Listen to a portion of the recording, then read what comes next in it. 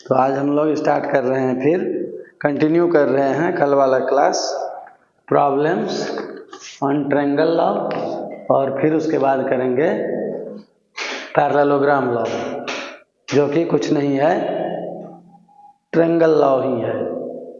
ये देखेंगे कि कैसे ट्रायंगल लॉ है, क्या दोनों में डिफरेंस है, क्यों पैरेललोग्राम लॉ और क्यों ट्रायंगल लॉ पढ़ते हैं।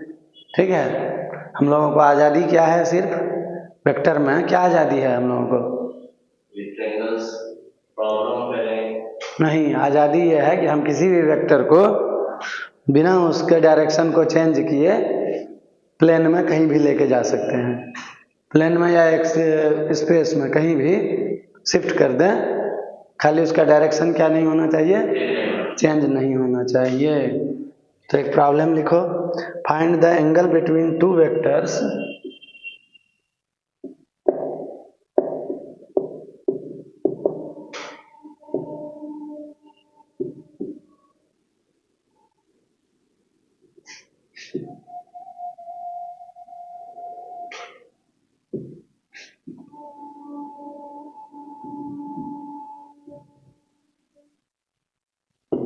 Find the angle between two vectors A and B.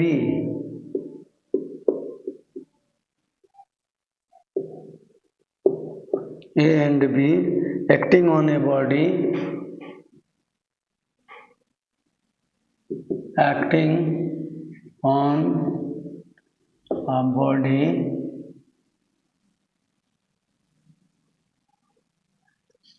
on a body okay. If the resulting vector has a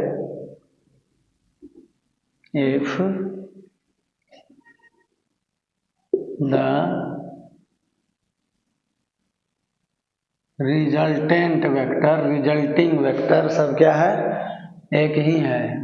if the resultant vector has a magnitude of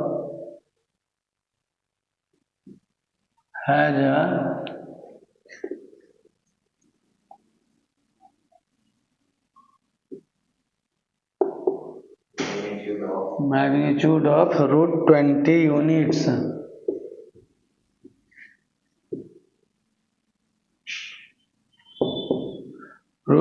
units, and their magnitudes are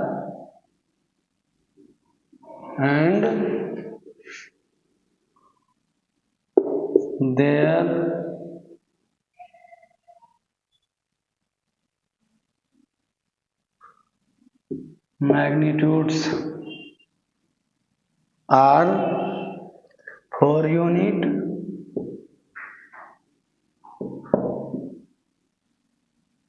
and root 4 units.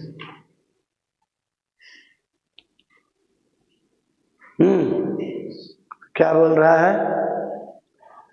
Find the angle between two vectors A and B। कौन सा angle होगा? उस angle का नाम क्या होता है? Theta. हाँ, लगा के आया है, अभी भी पूछे थीटा। हाँ, तो क्या हुआ? थीटा इक्वल टू, यही निकालना है हमको। ठीक है, एक चीज तो पता लग गया कि थीटा निकालना है। दूसरा चीज क्या बोल रहा है? Acting on a body. कोई बॉडी है, ठीक है, इस पर यह वेक्टर ऐसे जा रहा है, एक वेक्टर ऐसे आ रहा है, हमको नहीं मालूम है कैसे आ रहा है। तो क्या किया, एक वेक्टर के टेल पे दूसरे वेक्टर का टेल रख दिए, और जो ये एंगल बना यही थीटा है, और यही हमको निकालना है। हमको क्या दिया हुआ है? रिजल्टेंट वेक्टर का has a magnitude, the resultant vector has a magnitude of root 20 units. अब इसका मैग्नीट्यूड कैसे निकालेंगे? इस भाई साहब को यहाँ से उठा के बिना डायरेक्शन बदले यहाँ लेके चले गए, अब इस भाई साहब के टेल से इसके हेड से मिला देंगे, तो ये हो जाएगा क्या हमारा R, और ये है कितना √20 यूनिट्स। कोई इशू? ये तो फोटो बना रहे हैं, अभी फॉर्मूला लगा देंगे तुरंत निकल आएगा, हमको मालूम है। और A कितना दिया हुआ है, and their magnitudes are 4 units and √4 units. जो बात यहीं लिख देना चाहिए था वो यहाँ लिखा हुआ है। क्यों यहाँ लिखा है? यहाँ क्यों लिखा है? क्योंकि हमारा जान तो यहीं तक आकर के निकल जाएगा, हम इसके आगे बढ़ नहीं पाएंगे, हमारा जान निकल जाएगा यहाँ आके, आगे ना पढ़ेंगे ना सवाल बना पाएंगे। इसीलिए क्या, इसीलिए तुम सवाल नहीं बना सको, इसलिए यहाँ लिख दिया। तो अब तुम बना दो सवाल, इसके लिए क्या करना है, पहले सवाल को पूरा पढ़ना है, बीच में कहीं नहीं सोचना है कि ये सवाल हमसे नहीं होगा। पूरा सवाल पढ़ लिए, क्या निकालना है डिसाइड कर लिए, क्या क्या दिया है खोज लिए, है ना, तब जा कर के हम अब चलेंगे हल करने। इससे पहले नहीं सोचेंगे कि अरे हमसे होगा कि नहीं होगा, ये क्या लिखा है पता नहीं चल रहा है, ये सब कुछ नहीं सोचना है। सवाल को पूरा पढ़ लिए, क्या दिया है तो थीटा निकालना है, R हमको दिया हुआ है √20 यूनिट्स, A का वैल्यू दिया हुआ है कितना यूनिट्स, 4 यूनिट्स, B का वैल्यू दिया हुआ है कितना यूनिट्स, √4 यूनिट्स, यही ना दिया है। तो कुछ मालूम है हमको। अब जब ऐसा सवाल हमको मिल गया तो कुछ याद आ रहा है वेक्टर में जो हमने ज्ञान प्राप्त किया है अभी तक, तो उस ज्ञान के हिसाब से हमको क्या मालूम है, कुछ मालूम है? क्या मालूम है? तो बोलोगे क्यों नहीं, बोल क्यों नहीं रहा है?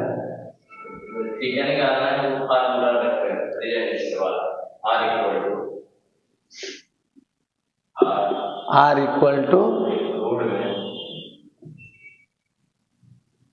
A square plus B square plus 2AB cos theta, A cos theta. ठीक है, cos थीटा निकालना है, थीटा निकालना है। तो अब R कितना दिया हुआ है,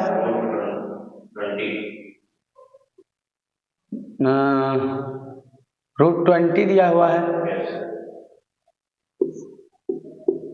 √20 इक्वल टू रूट अंडर ये दिया है 4 स्क्वायर प्लस √4 का स्क्वायर। देख रहे हो 2 नहीं लिख सकता है इसको, √4 2 है ना, तुम्हारे भेजे में भी नहीं गया कि √4 लिखा है तो 2 हो जाएगा। ये सब तुरंत चमक जाना चाहिए, नहीं है तो वो 4 यूनिट और 2 यूनिट भी तो लिख सकता है। ऐसे भी हो सकता है, ऐसे भी हो सकता है, लेकिन ये बात तुमको चमक जाना चाहिए कि अच्छा ये तो 2 है, तुमको नहीं चमका था, अब आगे से चमक जाएगा। 4 square plus √4 square plus 2 into, अब जिसको नहीं चमकेगा वो यहाँ करके बच जाए, फंस जाएगा, है ना। 2 इंटू 4 इंटू √4, अभी लिख देते हैं √4 ही पूरा। जब यहाँ से लिखना शुरू किए हो एक ही पैटर्न में चलना चाहिए, cos theta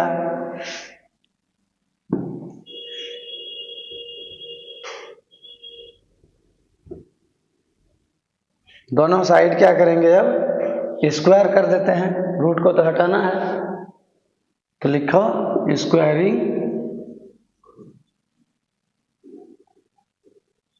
ring both sides of the above equation। ये सब क्यों लिखते हैं? इतना क्यों लिखते हैं? इसको लिख लेंगे तो सर स्क्वायर रूट हट जाएगा, आइदर का रूट हट जाएगा। ये सब क्यों लिखे हैं? हल करने के लिए, ताकि तुम्हारे भेजे में कुछ चला जाए अंग्रेजी। लिखो स्क्वायरिंग। अब क्या है? Above equation. ये है एबव इक्वेशन। इसका दोनों साइड हम क्या करेंगे? स्क्वायर कर देंगे। तो जब इसका स्क्वायर करेंगे तो क्या हो जाएगा? √20 का स्क्वायर करेंगे और ये सब का स्क्वायर करेंगे तो ये √20 का स्क्वायर करेंगे तो 20 हो जाएगा। लिखो सीधा 20 = इसका स्क्वायर करेंगे तो रूट हट जाएगा तो हो जाएगा 4 का स्क्वायर 16 प्लस √4 का स्क्वायर 4 प्लस 2 इंटू 4 इंटू 2 √4 2 हो गया और cos थीटा हो गया। अब क्या हो गया ये? This implies what? 20 = 16 4 20 प्लस 4 दूना 8 दूना 16 cos थीटा। अब इस 20 को इधर लेके आ जाएंगे तो माइनस हो जाएगा। This implies 20 - 20 = 16 cos theta.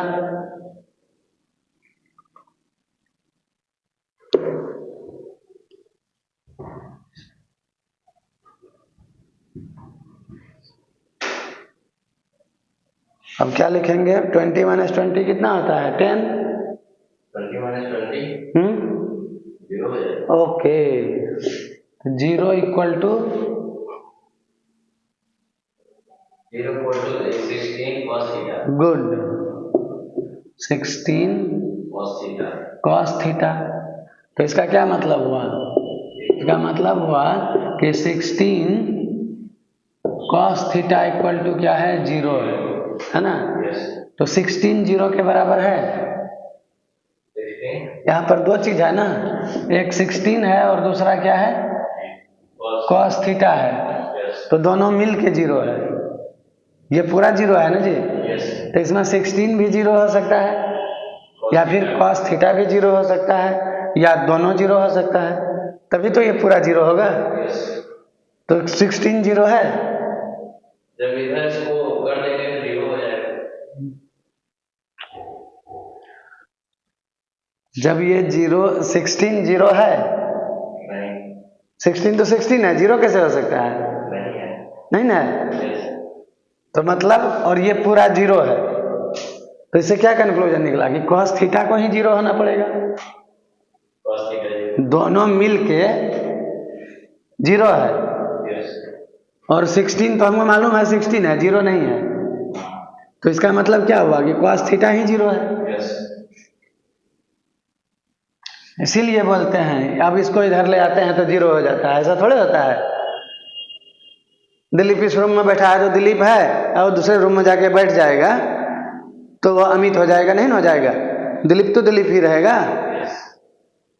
Dilip के साथ कांड क्या हो जाता है कि बेचारा 0 से जाके मल्टीप्लाई हो जाता है, तब 0 हो गया। इधर ले आएंगे लेकिन कांड क्या है इसमें? ये कि 0 तो नहीं हो सकता, 16 0 नहीं हो सकता है और ये दोनों मिल के 16 और cos थीटा मिल के 0 है। इसका मतलब cos थीटा 0 है। ये दोनों मिलके 0 है। दोनों मिलके तो 0 है लेकिन 16 तो 0 है नहीं। 16 तो 16 है, इसीलिए cos थीटा 0 है। तब हम लिखेंगे, इसको ऐसे लिखते हैं कि since 16 is not equal to 0, since 16 is not equal to 0, therefore cos theta equal to 0। अभी भी तुम्हारे को कुछ न चमका नहीं, जिसको चमक जाता उसको दिख जाता कि क्या चमका रहे हैं।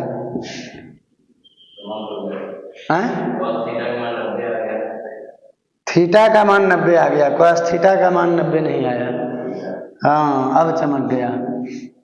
Theta equal, this implies what, theta equal to 90 degree. तो मतलब क्या हुआ, जिस बॉडी पे दो वेक्टर काम कर रहा था, एक फोर्स तो इधर था, दूसरा इधर था, है ना, और ये एंगल था 90 डिग्री। ये वेक्टर है ए, ये वेक्टर है बी। यही निकालना था हमको।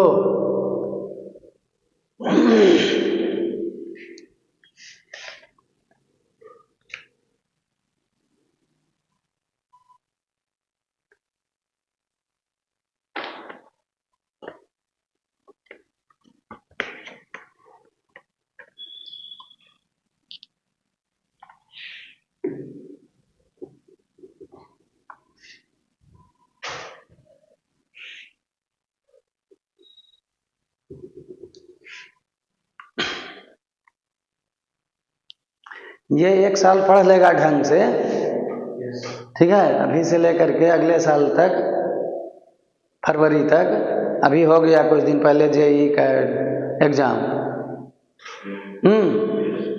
ये 2 पेपर तो फिजिक्स और मैथ्स तो मैं पढ़ाऊंगा, और अब बच्चे आएंगे तो केमिस्ट्री भी लगवाएंगे। तो जेईई में 97-98 परसेंटाइल कोई रोक नहीं सकेगा। लेकिन करना क्या होगा उसके लिए, तुम्हें लगाना होगा सवाल। देख देख के आओगे तो फिर देखने में लगाने में कुछ अंतर समझ में आ रहा है? हाँ।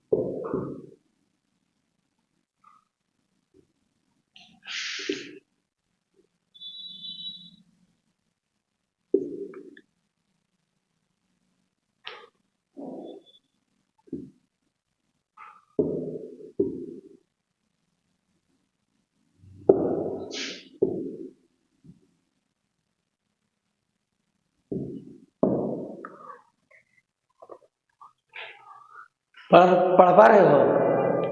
Yes, sir. क्या लिखा है, पढ़ो। two vectors with magnitudes 2 units and root 2 units acts on a body. The resultant has a magnitude of root 10 units. Find the angle between the given vectors. Two vectors with magnitudes 2 units and 4 root 2 units acts on a body. The resultant has a magnitude of root 10 units. Find the angle between the given vectors. अब ये given vectors क्या है? Vectors दिया है एक angle. ये नहीं, हमको जो दो वेक्टर दिया हुआ है 2 यूनिट्स और रूट 2 यूनिट्स, वो क्या है? गिवन वेक्टर्स है। निकालना क्या है हमको? एंगल। किसके बीच का? यही जो दिया हुआ है, इसी के बीच का एंगल निकालना है। क्या है वो? एक बॉडी पे एक्ट कर रहा है।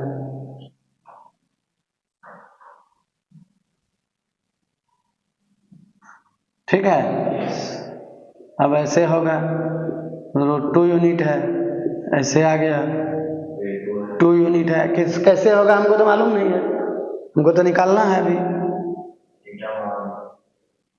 तो ये एंगल हो जाएगा क्या? Theta.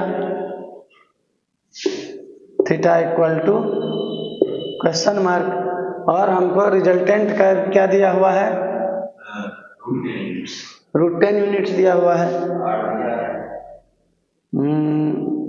Are equal to root 10 units.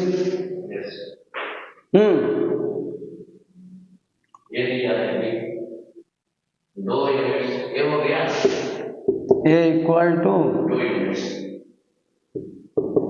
2 units, B equal to root 2 units. हो जाएगा तुमसे? जल्दी करो।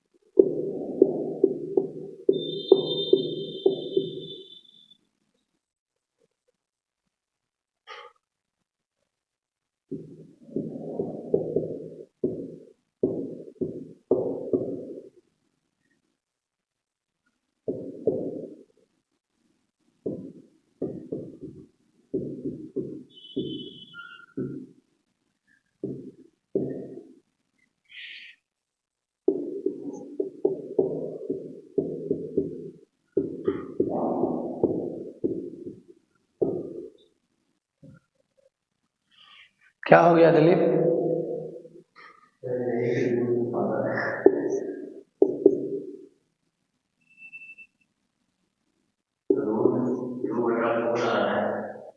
वाह वाह वाह वाह।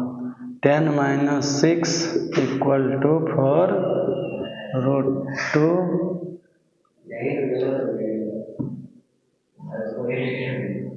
यस, क्योंकि ठीक से लगाते नहीं हो। 4 = √4 cos थीटा। तो 4/4 = √2 cos theta. 1 = √2 cos theta. This implies cos theta = 1/√2 theta = कितना हुआ?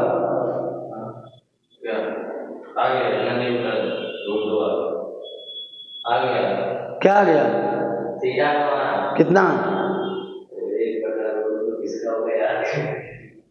बताओ।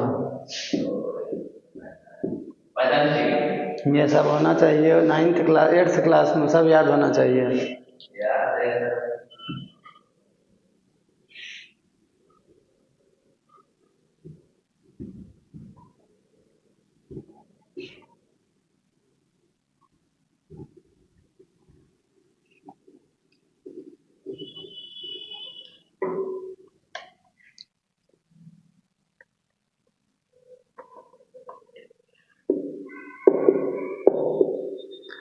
When two vectors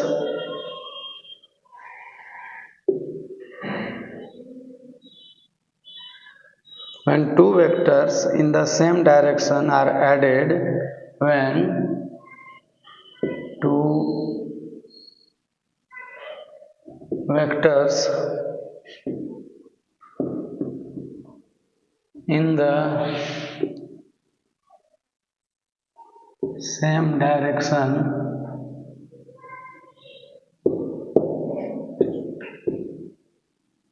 are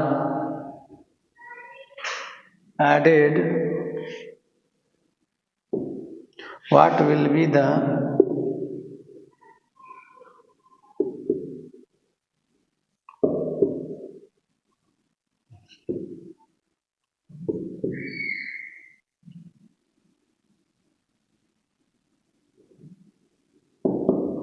the magnitude of the resulting vector?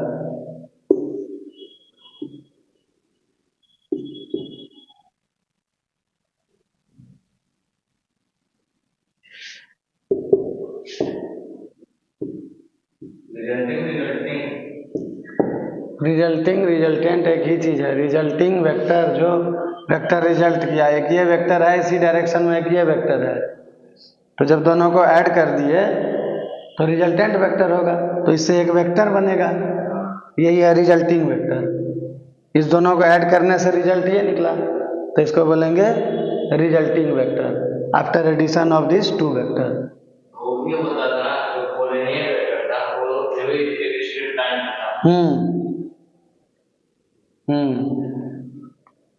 क्या निकालना है इसमें?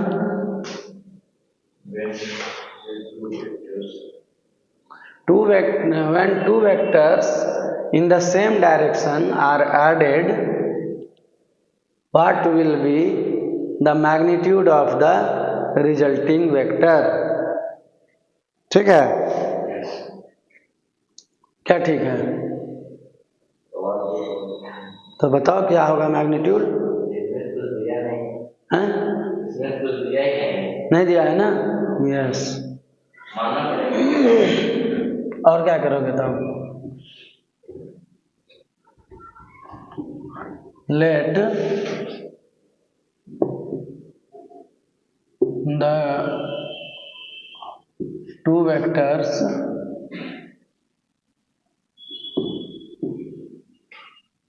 are A and B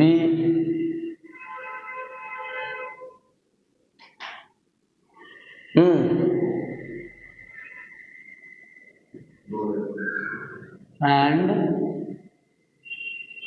they are in the same direction, यही ना है। तो क्या होता है सेम डायरेक्शन में जब वेक्टर होता है तो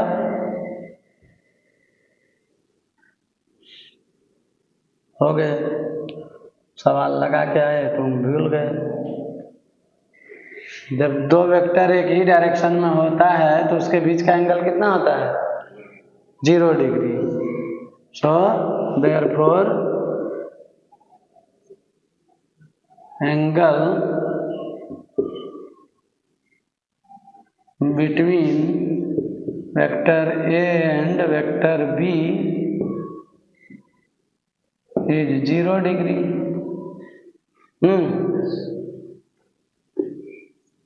Let their resultant is R.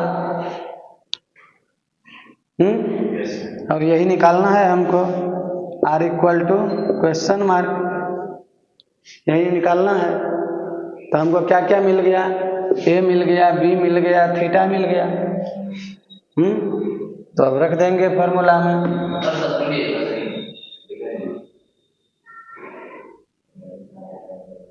देख लेना वीडियो, अभी तो लिखेंगे ना। R इक्वल टू क्या होता है root under A square plus B square plus 2AB cos theta. ये हो गया A square plus B square plus 2AB cos 0 का रूट। इधर देखो, ठीक है। क्या लिखे हैं इसको, A square plus B square plus, अब बोलो cos 0 कितना होता है, cos 0 90 होता है।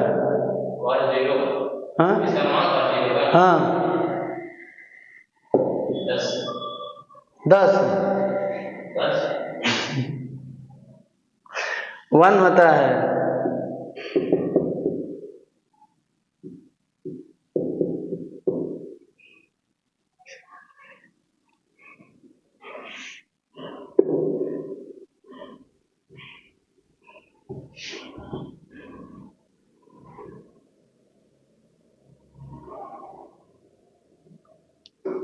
ठीक है यार, क्या डाउट लग रहा है तुम्हें, क्या लगता है? सड़क इडियट, हमें बेहुदा 8वां का सवाल आता नहीं, हमें इसमें डाउट लगता है।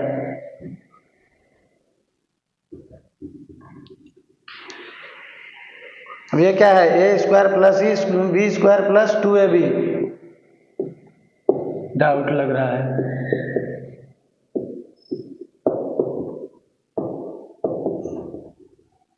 आता नहीं है, वो शर्म नहीं लग रहा है तो हमको डाउट लग रहा है, गधा कहीं का।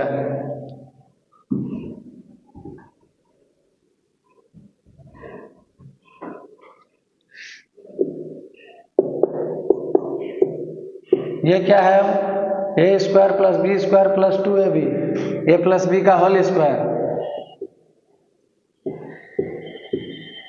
है। अब ये रूट हटाएंगे, स्क्वायर रूट हटाएंगे तो स्क्वायर और रूट कैंसिल हो जाएगा आपस में। तो कितना बच गया,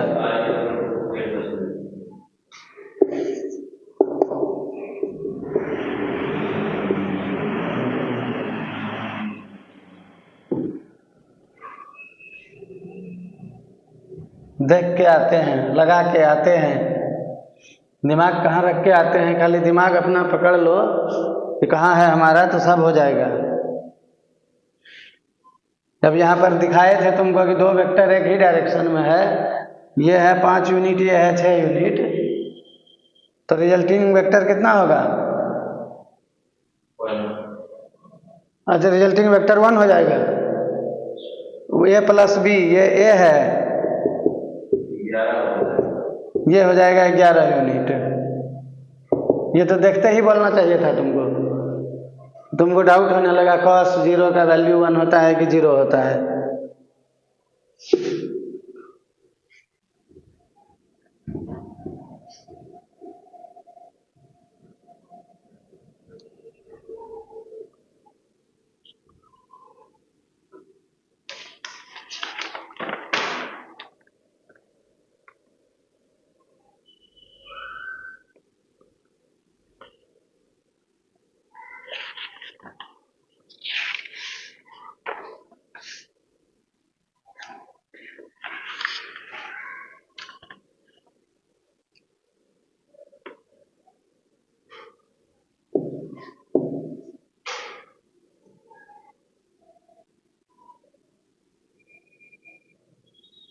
पैरेललोग्राम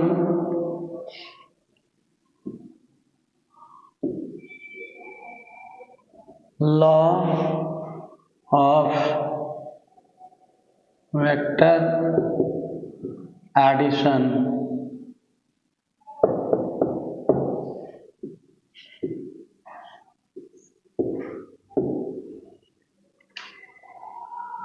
पैरेललोग्राम लॉ में क्या करते हैं?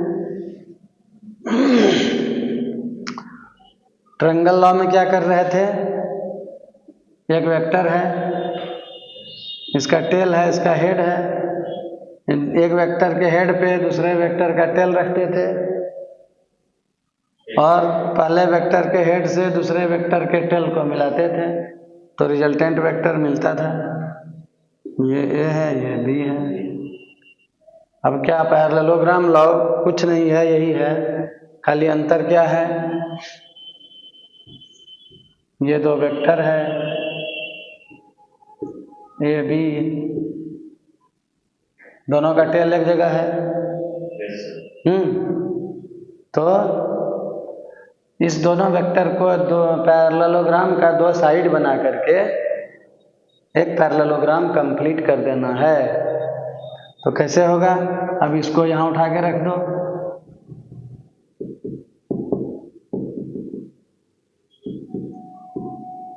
ये भी हो गया। तो फिर जो इसका डायगोनल होगा किसका? पैरेलल, और इसको उठा के यहाँ रख दो, रख दिया, पैरेललोग्राम बन गया। yes. जब पैरेललोग्राम बन गया तो अब यहाँ से जो इसमें इसका दो डायगोनल होगा, एक डायगोनल तो ये होगा और एक डायगोनल ये होगा, तो वो डायगोनल रिजल्टेंट वेक्टर होगा जो वेक्टर्स के स्टार्टिंग पॉइंट से डायरेक्टेड होगा। यहाँ अब देखो तीनों वेक्टर का टेल एक ही जगह पर है, ए का भी टेल, बी का भी टेल और आर का भी टेल एक ही जगह पर है। इसमें क्या था? आर का टेल और ए का टेल एक जगह है, मतलब किसी एक वेक्टर का टेल और रिजल्टेंट वेक्टर का टेल एक जगह होगा, दूसरे वेक्टर का टेल पहले वेक्टर के हेड पर होगा। यहाँ भी तो वही काम किए हैं। फाइनली बी को इसके उठा के टेल को यहाँ पे रखे हैं, तो कोई अंतर है ट्रायंगल लॉ और पैरेललोग्राम लॉ में? उसमें एक ही खाते हैं, इसलिए इसको भी उठा के हम हाँ इसको उठा करके खाली पैरेललोग्राम बना लिया, कुछ तो किए नहीं। तो मतलब हमको ट्रायंगल लॉ आ रहा है, इसी को अगर हम यहाँ उठा लें, कहाँ है, इसको उठा करके अगर हम यहाँ ले आए, इसको उठा के यहाँ ले आते हैं और इसको उठा के यहाँ ले आते हैं, बन गया पैरेललोग्राम। तो कोई डिफरेंस है ही नहीं पैरेललोग्राम और ट्रायंगल लॉ में, नहीं है कोई डिफरेंस, हो गया पैरेललोग्राम लॉ। खाली यही याद रखना कि तीनों वेक्टर का टेल दे the tails of all the three vectors lie at one point.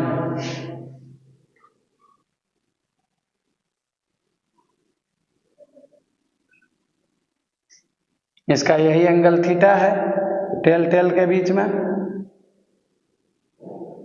ये पूरा एंगल वेक्टर के बीच का एंगल थीटा और ये एंगल फाई है ना, कोई अंतर है ही नहीं। ट्रायंगल लॉ में भी यही एंगल फाई होता था, उसमें भी यही फाई है।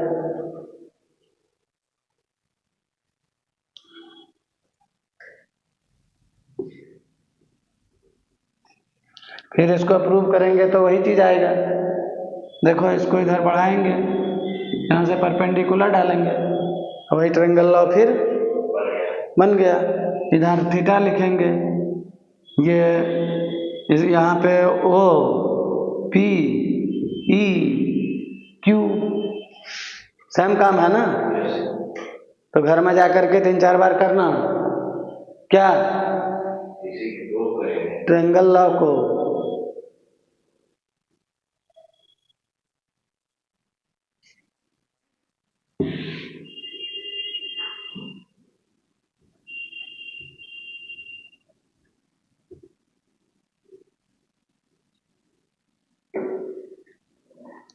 हो गया? हो गया तो सवाल लिखो। Find the angle between two vectors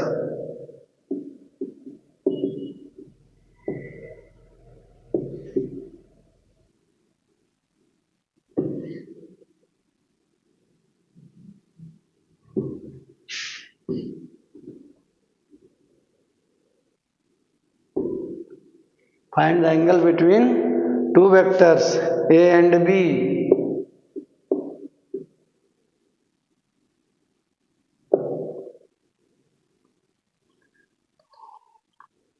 Acting on a body.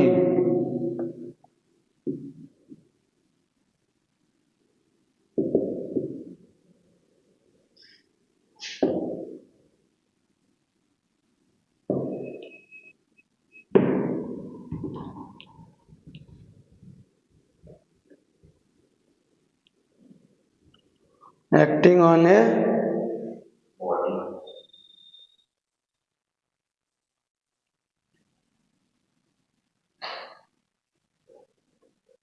ये प्रॉब्लम तो अभी कर लिए हो सारी, √4 और √4 वाला ने कर लिए हो ना सारी।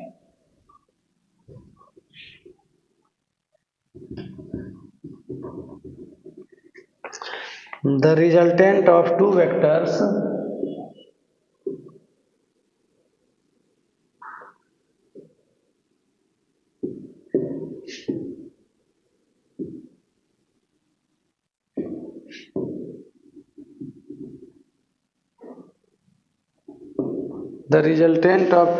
vectors two forces,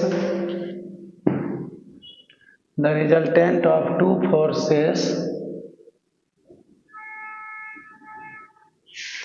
3p and 2p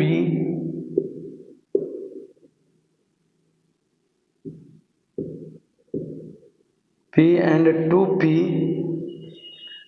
is R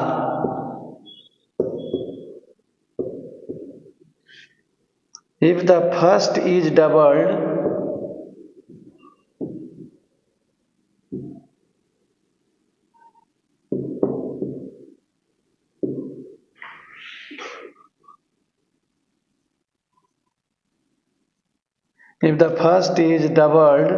the resultant is also doubled. If first is doubled, the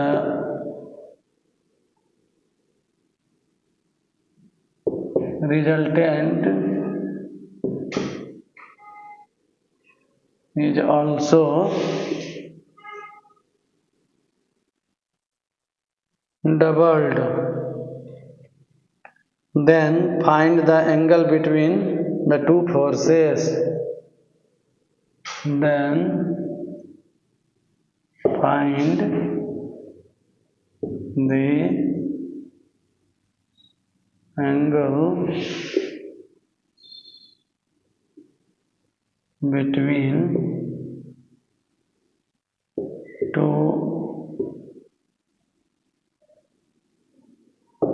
forces.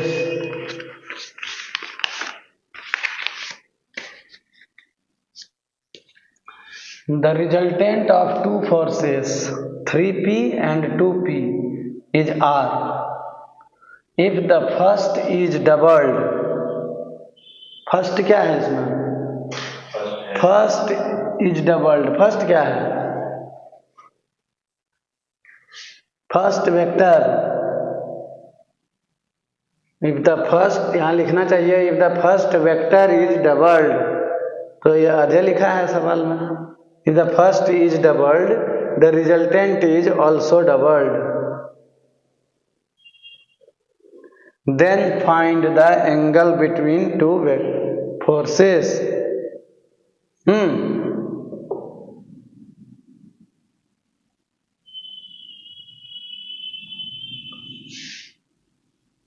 Then find the angle between two forces. तो क्या मतलब हुआ कि दो फोर्स है 3p और 2p. कहीं पे लग रहा है. और एक ये है, इसके बीच का ये एंगल है. तब क्या करेंगे? टेल के ऊपर टेल चढ़ा हुआ है, तो इसको हम क्या करेंगे? अब इसको यहाँ लाएंगे, चाहे वहां लाएंगे, है ना. तो इसको लेकर के यहाँ चले गए टेल के हेड पे, तो ये रिजल्टेंट आ गया. अब ये कितना था? 3p. ये है 2p. तो अब ये हो गया 3p. सॉरी, इसको लाए हैं ना, तो ये 2p है. तो हम क्या किए? अब पहला वेक्टर को डबल करने का क्या मतलब है? डबल करने का मतलब हुआ कि साइकिल पे कभी डबल किया हो? बोलते हो कि डबल साइकिल चला रहे हैं. क्या होता है उसका मतलब? डबल एक साइकिल तो हम खुद चलाते हैं, एक साइकिल अपने हाथ में पकड़. अच्छा, ऐसा चलाए हो तुम? हैं? सब डबल का वो मतलब नहीं होता है. डबल का मतलब होता है एक ही साइकिल के पीछे तुम अपने एक दोस्त को बैठा लिया. अपने साइकिल पे अपने दोस्त को बैठा लिया, तो साइकिल क्या हो गया? डबल हो गया. तो डबल का मतलब क्या हुआ? डबल का मतलब दो गुना. डबल मतलब दो गुना. क्या लिखे हैं यहाँ? DOUBLE. डबल मतलब दो गुना. ट्रिपल मतलब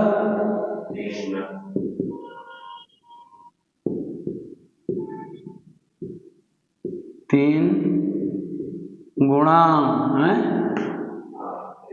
3 गुणा. ट्रिपल है.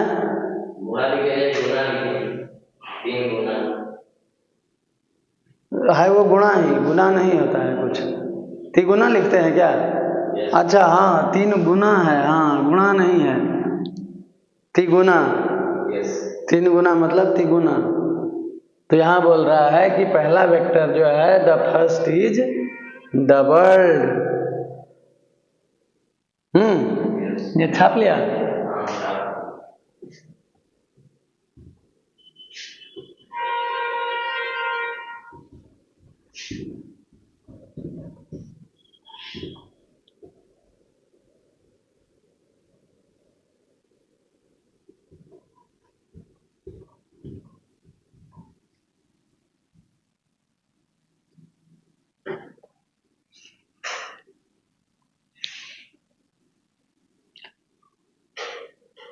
तो 3p 2p और r ये हमको दिया हुआ है। r नहीं निकालना है, थीटा निकालना है। Theta equal to 8। तो बोल रहा है कि जब इसको 2 गुना कर दिए, 3p गुना 2 कर दिए, तो ये तो 2p का 2p रह गया, ये क्या हो गया r Guna 2।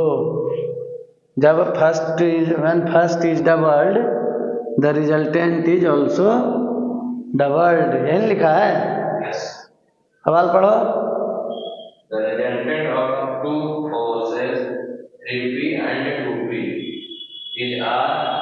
If the first is doubled, the resultant is also doubled. Then find the angle rate. है ना? Yes. जब फर्स्ट को डबल कर दिए तो रिजल्टेंट भी डबल हो गया, ऐसा बोल रहा है सवाल में। तो तुम थीटा का वैल्यू निकालो। तो हमको तो आर भी नहीं दिया है, तो कितना अननोन हो गया, थीटा हो गया एक निकालना और एक आर निकालना, तभी तो थीटा निकलेगा। अभी तक जो एंगल निकाल लेते तो क्या आर दिया हुआ रहता था। तो यहाँ भी दिया हुआ है लेकिन दूसरे तरीके से दिया हुआ है। तो 2 अननोन है तो 2 इक्वेशन लिखना पड़ेगा। तो एक इक्वेशन इसको लेकर के लिखेंगे, एक इक्वेशन इसको लेकर के लिखेंगे। तो इसको लेकर के लिखेंगे तो क्या लिखेंगे, are square equal to 3p का होल स्क्वायर प्लस 2p का whole square plus 2 into 3p into 2p cos theta. अब इसको लेकर के लिखेंगे इक्वेशन, तो क्या लिखेंगे, 2r का whole square equal to 2 into 3 into 2 6p का होल स्क्वायर प्लस 2p का whole square plus 2 into 6p into 2p cos theta.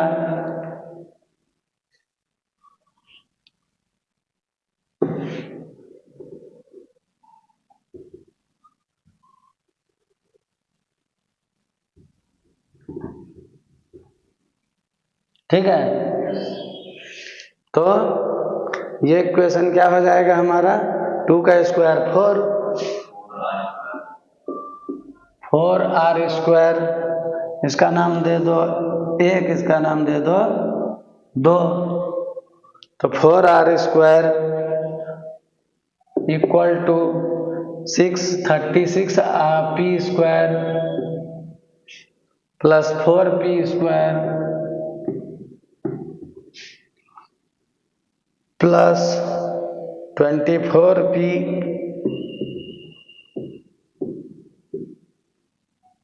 cos theta, यही ना है सर? इधर p गुणा होगा तो p स्क्वायर होगा। p से p, हाँ sorry, 24p square cos theta ये 3 हो गई, इक्वेशन 3 हो गई। नहीं 3, हाँ इक्वेशन 3 हो गया, इक्वेशन 3 कर दो इसको। अब क्या करोगे, put the value of r from equation 1 into equation 3। ये r का, यहाँ भी r स्क्वायर है ना जी, तो इस r के स्क्वायर के बदले ये पूरा रख सकते हैं, तो वही लिखा हूँ, put the value of r from equation 1 into equation 3। रख दिए, तब रख दो।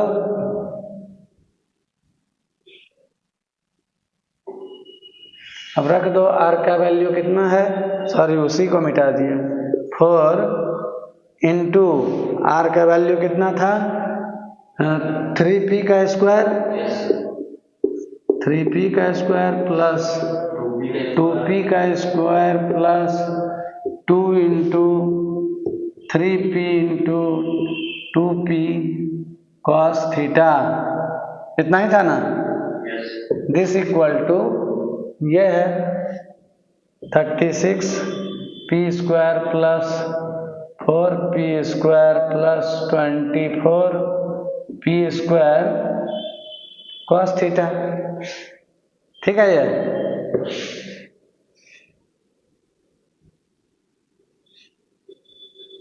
जब इतना हो गया तो अब क्या देखो 9 है ये,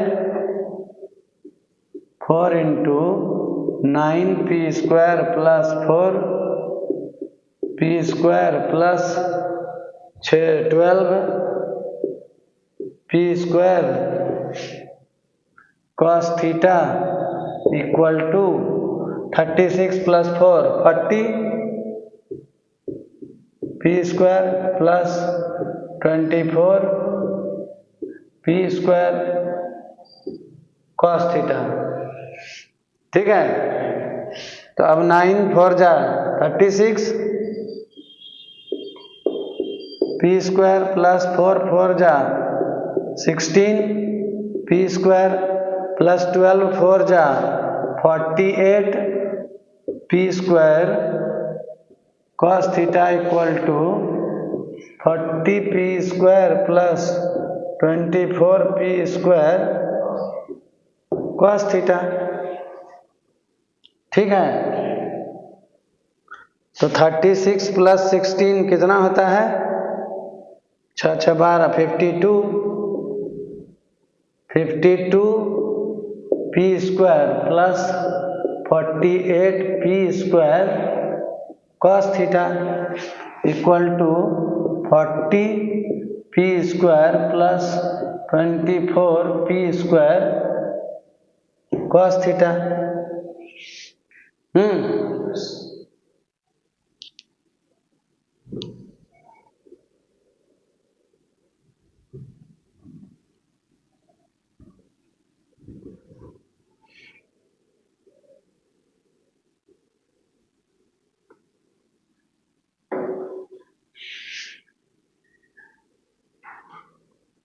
ठीक है, यहाँ तक ठीक है। 52p स्क्वायर, यह इसको लेकर के इधर आएंगे minus 40p square 48p square cos theta, इसको इधर लेकर के आएंगे तो 48p square minus 24p square into cos theta common ले लिए equal to 0 40p square equal to तब कहाँ पर 40p स्क्वायर, यहाँ 40p स्क्वायर है ना, 52p square minus 14p square. हाँ, यहाँ प्लस नहीं लिखा। अरे गधा सबको इधर ला रहा हूँ, यहाँ इक्वल टू 0 लिखा ना। हाँ क्या हाँ? अरे ये वाला इधर पक्षांतर हो गया, पक्षांतर हो गया है ना, 24p square minus cos theta. हाँ, पक्षांतर हो गया, यहाँ से यहाँ आ गया, तो ये भी माइनस हो गया और ये भी माइनस हो गया और कॉस थीटा, इसमें भी कॉस थीटा, तो कॉमन हो गया। ठीक है,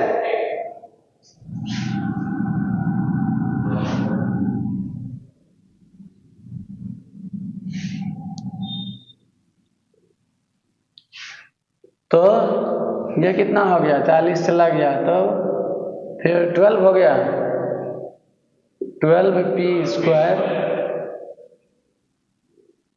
plus 24p square cos theta. कुछ नहीं समझा? अरे इस 48 में 24 गया तो ये cos थीटा इसके साथ गुना है ना जी? हाँ ठीक है, 24 क्या 24 पी स्क्वायर? अरे 48 पी स्क्वायर 24 पी स्क्वायर घट गया तो 24 पी स्क्वायर cos थीटा हो गया। हाँ तो तुमको क्या दिख रहा है ऐसे, जैसे बहुत यहाँ बड़ा शेर दिख रहा है तुमको, ये ठीक है?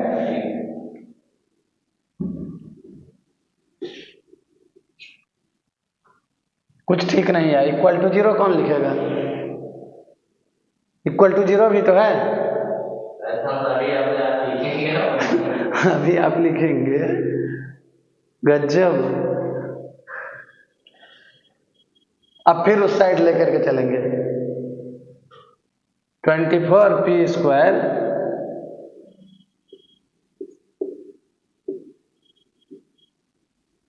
cos थीटा इक्वल टू क्या हो जाएगा? 12 पी स्क्वायर का माइनस हो जाएगा।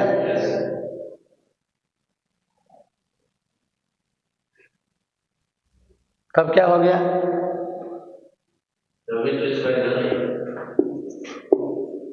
24 p square cos theta by 12 p square equal to -1 इधर बच गया।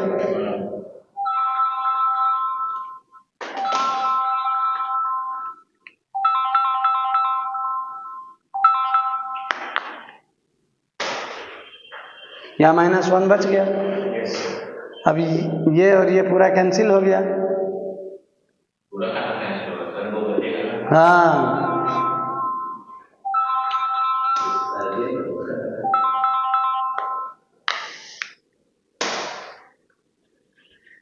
ठीक है, 2 बचेगा। तो क्या हो गया तब यहाँ? This implies what? 2 cos theta equal to -1। This implies what? cos theta equal to -1/2। तो जिसको 0 डिग्री ही नहीं मालूम है उसको ये कहाँ से मालूम होगा? Therefore this implies theta equal to 120 degree. यही निकालना था। cos 120 डिग्री का मान कितना होता है? -1/2। तुम्हारे पल्ले कुछ पढ़ नहीं रहा है। ट्रिगोनोमेट्रिक फंक्शन पढ़ेंगे तब बताएंगे सब। यहाँ तक हो गया ना 0 तक?